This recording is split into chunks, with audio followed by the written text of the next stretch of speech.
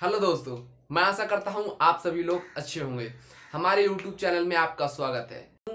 कि खेती की प्रणाली किसे कहते हैं, खेती की कितनी प्रणाली होती है और उनके बारे में जानकारी।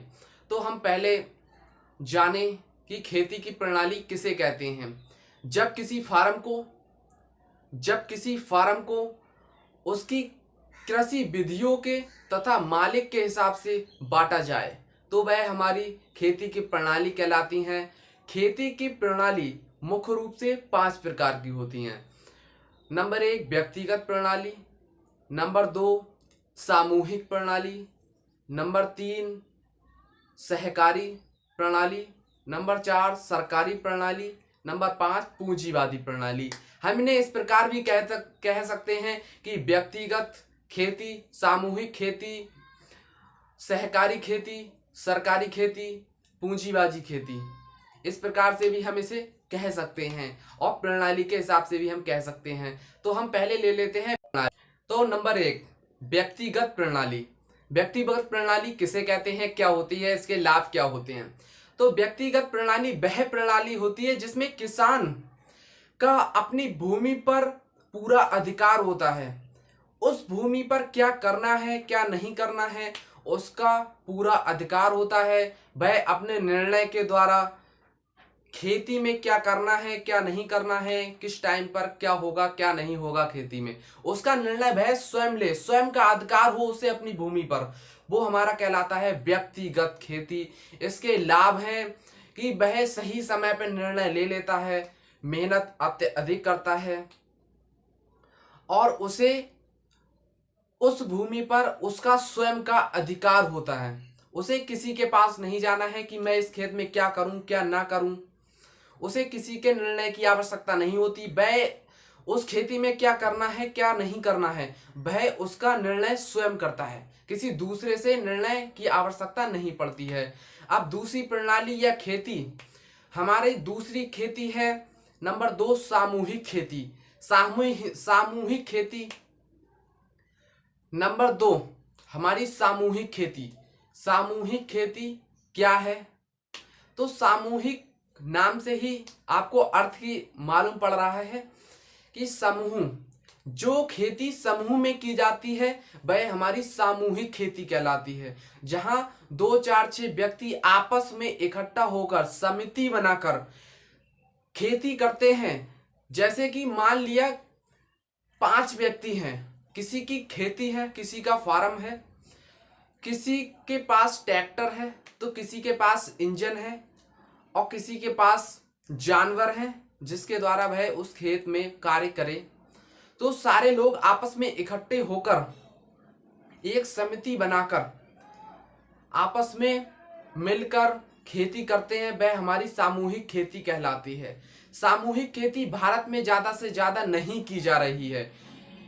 भारत में सबसे ज्यादा व्यक्तिगत खेती की जा रही है, सामूहिक खेती नहीं की जा रही है। सामूहिक खेती और देशों में की जा रही है, ज्यादा से ज्यादा हो रही है, लेकिन भारत में नहीं हो रही क्योंकि भारत में लड़ाई के चांस ज्यादा रहते हैं, आपस में मिलजुल कर काम करना किसान नहीं चाहते, तो सामूहिक खेती नहीं की जा रही है भारत। चलिए तो हम आ जाते हैं अब तीसरे नंबर सहकारी खेती पर। तो सहकारी खेती क्या है, क्या लाभ है। तो सहकारी खेती जो है इस प्रणाली के अंतर्गत सभी कृषि क्रियाएं सामूहिक तौर पर ऐच्छिक तौर पर की जाती हैं। इस खेती के अंतर्गत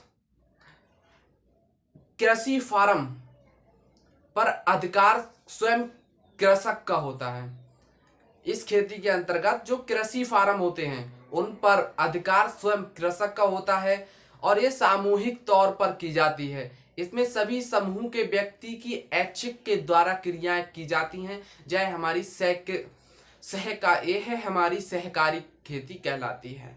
इसके लाभ हैं, इसमें उत्पादन सामान्य रूप से होता है। को चौथे नंबर पर सरकारी खेती क्या है, तो इसका नाम ही है सरकारी।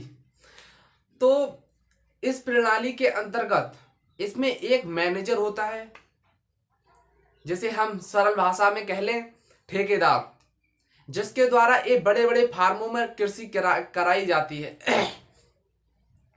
इन फार्मों का एक ठेकेदार होता है जिन फार्मों पर सरकार का अधिकार होता है। सरकार चाहे वह उस फार्म में फसल करे, सिर्फ कृषक को उस कार्य करने की मजदूरी मिलती है, ना ही उस फार्म पर कोई अधिकार होता है कृषक का, और ना ही कोई निर्णय लेने का अधिकार। उस पर सिर्फ मैनेजर, जो समिति द्वारा मैनेजर बनाया जाता है, उस मैनेजर के द्वारा ही कृषक कार्य करता है, और उसके द्वारा जो लाभ होता है वह भी सरकार को होता है। उससे कृषक का कोई लेना देना नहीं है, ना ही कृषक को कोई लाभ और ना ही कोई नुकसान।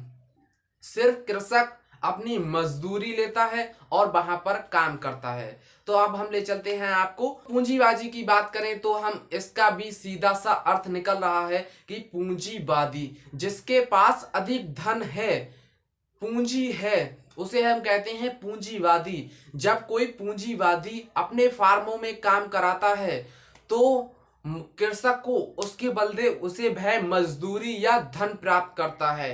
पूंजीपति जैसा चाहे वैसा कार्य कराता है, वह अपने खेत में कुछ भी करे, कुछ भी उगाए, इससे कृषक को कोई भी लाभ या हानि नहीं है, ना ही कृषक को कोई नुकसान है।